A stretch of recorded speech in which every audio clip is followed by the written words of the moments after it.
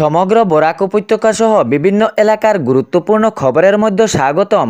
আজ হলো 14 নভেম্বর, 27 কার্তিক, শুক্রবার। আজকের প্রথম খবরটি হলো রাজ্য জুড়ে উচ্ছেদ অভিযান চলবে। মুখ্যমন্ত্রী ঘোষণা করেন উচ্ছেদ অভিযানে ডিসি বা আর কারো অনুমতি নিতে হবে না। অবৈধভাবে জমি দখল করে যাহারা বসতবাড়ি বানিয়ে রয়েছে তাহাদের বিরুদ্ধে চলতে থাকবে এই উচ্ছেদ অভিযান। তা বার্তা দিয়েছেন অসমের মুখ্যমন্ত্রী ডক্টর হিমন্ত বিশ্ব শর্মা। এর পরবর্তী খবরটি হলো চলন্ত পেট্রোল অটো গাড়িতে ধাউ ধাউ করে হঠাৎ আগুন লেগে পড়ল। বরাত জুড়ে রক্ষা পেল চালক। হাইলাকান্দি জেলার কাটলিচড়া এসকে রায় কলেজের সম্মুখে এই চলন্ত অটো গাড়িতে ভয়ঙ্কর অগ্নিকাণ্ডর ঘটনাটি সংঘটিত হয়। তবে যে চলন্ত পেট্রোল অটো গাড়িতে হঠাৎ করে আগুন লেগেছিল তাহাতে কোনো যাত্রী ছিলেন না। অটো চালক বুঝতেও পারেনি হঠাৎ গাড়িতে কেন ধাউ ধাউ করে আগুন লেগে পড়ল।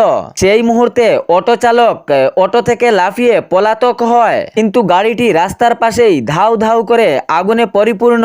সঙ্গে সঙ্গে দমকল বাহিনী খবর পেয়ে দমকল ইঞ্জিন নিয়ে সেই আগুন নিভাতে অগ্রসর হন। সূত্রে খবর পাওয়া গিয়েছে সেই মুহূর্তে চালক পলাতক ছিল। দমকল ইঞ্জিন এসে আগুন নিয়ন্ত্রণ আনতে সক্ষম হন। তবে কি কারণে এই আগুনের সূত্রপাত হয়েছিল তা কোনো স্পষ্ট জানা যায়নি। হঠাৎ চলন্ত পেট্রোল অটো গাড়িতে ধাউ ধাউ করে আগুনের লিলিশিকান ছড়িয়ে পড়ে পুরো চাঞ্চল্য সৃষ্টি হয়েছিল চতুর্দিকে। কিন্তু ইতিমধ্যে তড়িঘড়ি করে দমকল ইঞ্জিন আগুন নিয়ন্ত্রণ আনতে সক্ষম হন। বড়সড় ঘটনা থেকে রক্ষা পেয়েছে বলে স্থানীয় জনগণের মুখে বার্তা ছড়িয়েছে। এর পরবর্তী খবরটি হলো সাংবাদিকদের সামনে বক্তব্য রাখতে অসমের মুখ্যমন্ত্রী ডক্টর হিমন্ত বিশ্ব শর্মা জানিয়েছেন গৌরব গগৈ পাকিস্তানের ISI এর এজেন্ট। তিনি জানিয়েছেন পাকিস্তানের জন্য কাজ করেন, পাকিস্তানের সহমতে কাজ করেন। সঙ্গে তিনি জানিয়েছেন এর প্রমাণ আমার কাছে অনেকটাই আছে। তিনি জানিয়েছেন আমি প্রমাণের সহিত কথা বলছি। গৌরব গগৈ পাকিস্তানের ISI এর এজেন্ট। সাংবাদিকদের সামনে বক্তব্য রাখতে গিয়ে অসমের মুখ্যমন্ত্রী ডক্টর হিমন্ত বিশ্ব শর্মা এই কথাগুলো বলেছেন।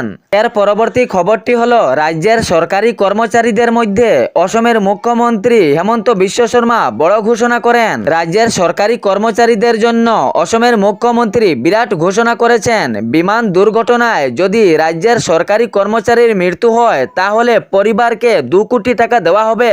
বীমা প্রকল্পের আওতায় সরকারি কর্মচারীদের পরিবারের আর্থিক সাহায্যের জন্য এ প্রকল্পের অনুদান শুরু করেছেন রাজ্যের মুখ্যমন্ত্রী ডক্টর হিমন্ত বিশ্ব শর্মা বলে জানিয়েছেন তিনি।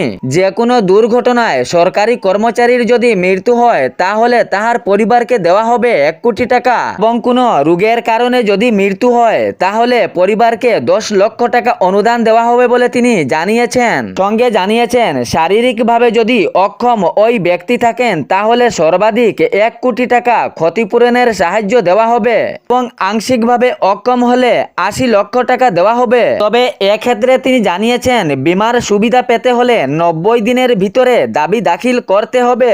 গতকাল এক অনুষ্ঠানে অসমের মুখ্যমন্ত্রী ডক্টর হিমন্ত বিশ্ব শর্মা 4টি পরিবারকে 1 কোটি টাকা বীমা প্রকল্পের সুবিধা প্রদান করেছেন এবং সঙ্গে আরও জানিয়েছেন ডিসেম্বর মাসের মধ্যেই আরও নতুন করে 35,000 সরকারি চাকরি হবে। যাহাদের ডিসেম্বর মাসের মধ্যে যে 35,000 নতুন চাকরিতে সামিল করা হবে এই সবজনকে বীমা প্রকল্পের আওতায় রাখা হবে বলে তিনি জানিয়েছেন। বীমার সুবিধা পেতে হলে 90 দিনের ভিতরে দাবি দাখিল করতে হবে। এর পরবর্তী খবরটি হলো বাইক এবং স্কুটির মধ্যে সংঘর্ষ, ইহাতে আহত একজন। আহতকে তড়িঘড়ি করে স্থানীয় হাসপাতালে নিয়ে যাওয়া হয়। এই ঘটনাটি সংঘটিত হয় হাইলাকান্দি জেলার লালার অন্তর্গত সকালাপাড় সড়ক এলাকায়। একটি মোটরসাইকেল এবং লাল রঙের একটি স্কুটি মুখোমুখি সংঘর্ষের ফলে এই ভয়ঙ্কর সড়ক দুর্ঘটনাটি সংঘটিত হয়। সঙ্গে সঙ্গে একজন গুরুতরভাবে জখম হয়ে পড়েন। এই ঘটনায় বাইক চালক এবং স্কুটি চালক উভয়ই গড়িয়ে পড়েন। তবে বাইক চালক গুরুতর জখম হয়েছে বলে জানা গিয়েছে। সঙ্গে সঙ্গে বাইক চালককে সেখান হইতে উদ্ধার করে লালা স্বাস্থ্য কেন্দ্রে নিয়ে যাওয়া হয়, কিন্তু ঘটনার পর সেখান হইতে স্কুটি চালক পলাতক হয়েছে বলে সূত্রে প্রকাশ পাওয়া গিয়েছে। এর পরবর্তী খবরটি হলো দিল্লির বিস্ফোরণের ঘটনাকে কেন্দ্র করে অসম রাজ্যে প্রায় 15 জনের মতো গ্রেফতার হয়েছেন। জানা গিয়েছে ফেসবুক তথা সামাজিক মাধ্যমে এসে বিতর্কিত মন্তব্য বা পোস্ট করেছিলেন।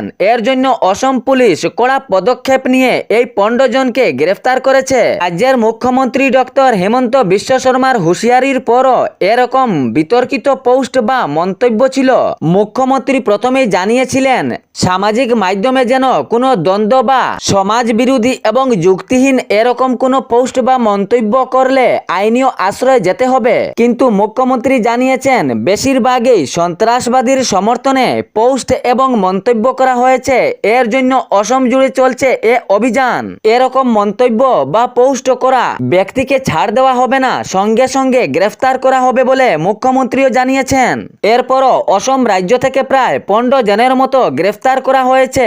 মুখ্যমন্ত্রী জানিয়েছেন সন্ত্রাসবাদীর সমর্থনে এ পোস্ট বা মন্তব্য চলছে, তাই কাউকে ছাড় দেওয়া হবে না। এ ধরনের পোস্ট বা মন্তব্য যদি পাওয়া যায়। এর পরবর্তী খবরটি হলো, যেদিন অসম থেকে বিজেপি সরকার চলে যাবে সেই দিন সমস্ত রাজ্য মিয়াদের দখলে হবে, এরকম মন্তব্য করলেন অসমের মুখ্যমন্ত্রী ডক্টর হিমন্ত বিশ্ব শর্মা। তিনি সাংবাদিকদের সামনে গতকাল জানিয়েছেন কিছু সন্ত্রাসবাদীর রাস্তায় চলছে, যাহারা ভবিষ্যতে পুরো রাজ্য জুড়ে তাহাদের আওতায় নিয়ে যাবে এবং ঘর থেকে টেনে হিচড়ে লোককে মারধর করবে। এ পরিপ্রেক্ষিতে তিনি জানিয়েছেন তবুও আমার অসম রাজ্যের কিছু আসামিস লোক বুঝতে পারছেন না যে বিজেপি সরকার কি, বিজেপি দল কি কাজ করছে, কিন্তু যখন বুঝবেন তখন হয়তো বিজেপি সরকার থাকবে না। সঙ্গে আরো জানিয়েছেন বিজেপি সরকার ক্ষমতায় থাকা অবস্থায় সামাজিক মাধ্যমে বিজেপির বিরোধিতা একটি সন্ত্রাসবাদীর লক্ষণ, কিন্তু তবুও অসমের আসামিস লোক কিছু বুঝতে পারছেন না। তিনি পরিষ্কারভাবে সাংবাদিকদের সামনে